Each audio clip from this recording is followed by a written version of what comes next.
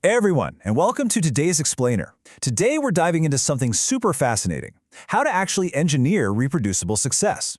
We're going to step onto the modern corporate battlefield, and to help us visualize this, we're following a pretty unique guide, an animated, suit-wearing samurai. Yeah, you heard that right. Together, we're going to watch how our corporate warrior completely flips the script on career advancement, sales, and workplace relationships. As you'll see, it's all about proving that you can stop relying on pure luck and start building a real, systematic approach to victory. So let's kick things off with a big question. Can you actually succeed at the absolute highest levels of business without traditional credentials? We're constantly told that an elite academic background or like a massive Rolodex of high-profile connections are absolute prerequisites for getting ahead. But what if that conventional wisdom is just entirely wrong? Well, our suit-wearing samurai totally shatters that standard belief. Picture this.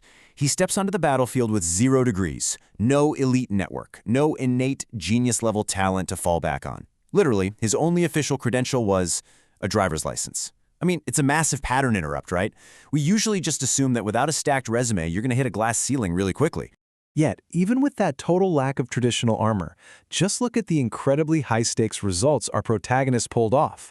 We're talking about securing a massive 20 million yen sponsorship in a single shot, landing a job offer in just 1 month while navigating a career change in his 50s, and routinely getting proposals greenlit by a company president that literally everyone else deemed unconquerable.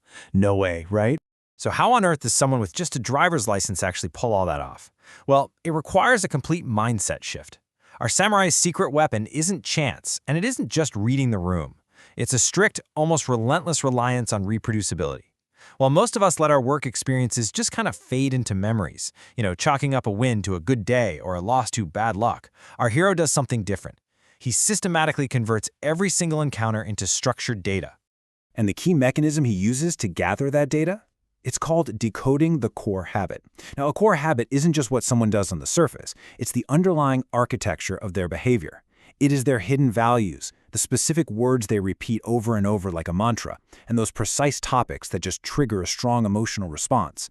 Capturing these hidden traits, that is exactly what allows you to redesign your approach and virtually guarantee a successful outcome.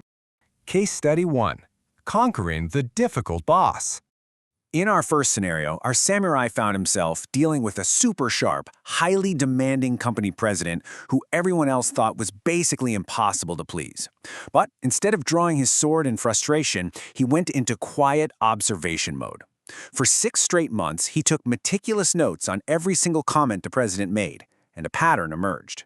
The president constantly repeated the word improvement. To test this, our hero asked him a very direct question. Have there been any supervisors who influenced you? The president's reply? None. I have always thought and worked alone. Boom. The core habit was decoded right there. Improvement, driven by independent thought, was the president's entire life philosophy. And this brilliantly illustrates the sheer power of redesigning your approach. Just look at the comparison here. The old reporting style was standard, boring stuff, just a project outline and a budget. But the improved, core habit-driven style, it completely changed the framework. Our samurai started presenting current issues with highly specific numeric measures, and he explicitly tied the proposal to the president's core value of thinking and improving by oneself. By weaving in phrases like, as a result of thoroughly pursuing the improvement that the president mentions, his proposals just started sailing right through, like magic. All right, moving on to Case Study 2, Hacking the Job Market. So our hero's first attempt at a career change in his 50s was, well, a pretty typical failure. He did what most people do, right? He aimed his sights straight at high-profile large companies, and the result? Just intense mental exhaustion from repeated rejections. He was essentially trying to force a square peg into a round hole without actually looking at the structural data of the battlefield. That's when he realized he desperately needed to segment the market and find exactly where his specific attributes would be valued. Through some really careful analysis, he pinpointed a highly specific target, group companies that had just been acquired by larger corporations. But why? Well, for 3 purely analytical reasons. First, these companies are usually in a desperate hurry to rebuild. Second, there's way less competition for roles there compared to the shiny parent company. And third, the abundant hands-on experience of someone in their 50s is highly prized in a turnaround situation. By tailoring his interview stories to this exact, specific segment, our corporate samurai secured a job offer in just 1 month. Pretty incredible. Next up, Case Study 3. winning the huge sponsorship. The goal here was absolutely staggering, securing 20 million yen in B2B event sponsorship. And get this, it needed to be done in a single shot, within just 1 month. Now, the initial instinct was to pitch the charm and the excitement of the event itself, but our hero realized pretty quickly that simply selling the project's features was definitely not going to move the needle. He remembered a core rule of the corporate battlefield. An owner's spending is only made on things where their emotions move. So he stopped pushing the event. Just stopped. Instead, he researched the deep-seated feelings and competitive issues the owner had regarding rival companies. He redesigned the entire pitch to multiply those specific business issues with the owner's personal passions. And by hitting that emotional core, that 20 million yen sponsorship was approved on the very first presentation. A total game changer. So let's break down the blueprint. Engineer your own success. Okay, let's dive right into this 4-step framework so you can actually replicate this. Step 1 is the observation phase. This is where you meticulously record the words people repeat and note exactly when their emotions spike. Step 2 is the decoding phase. Here, you form a hypothesis about why they repeat those words to uncover their core habit. Step 3 is the redesigning phase. You tailor your proposal or pitch to match that exact habit. And finally, step 4, the verification phase. This is crucial. Analyze your results and verbalize exactly why it succeeded or failed, turning the whole experience into reliable data. The best part is, you can actually start applying this today. Change how you take notes in meetings. Don't just act like a human recorder transcribing what was said. Write down a hypothesis about why it was said.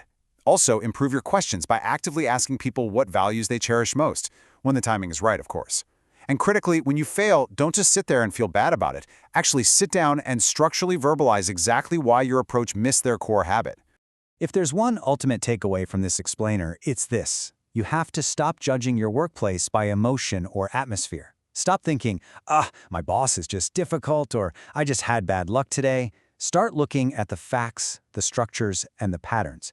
That is what creates reproducibility. And that is exactly what gives you the power to deliver outstanding results, totally regardless of what titles or degrees you happen to hold. The source text actually grounds this whole philosophy with a super powerful quote from former Japanese Prime Minister Kikuei Tanaka. "Statistics do not move." And it's so true. Emotions fluctuate wildly. The atmosphere of a room can literally change by the minute. But structural data, the repeated habits and core values of the people you're dealing with, those remain constant. When you build your strategies on that immovable data, your success basically becomes inevitable. So, I want to leave you with a final, slightly provocative question to chew on the next time you walk into a meeting. When something happens at work today, whether it's a win, a loss, or even just a strange comment from a supervisor, ask yourself, are you just letting your experiences fade into fuzzy memories, or are you actively forging them into data? Thank you so much for joining me for this explainer, and I really hope this helps you completely redesign how you conquer your goals.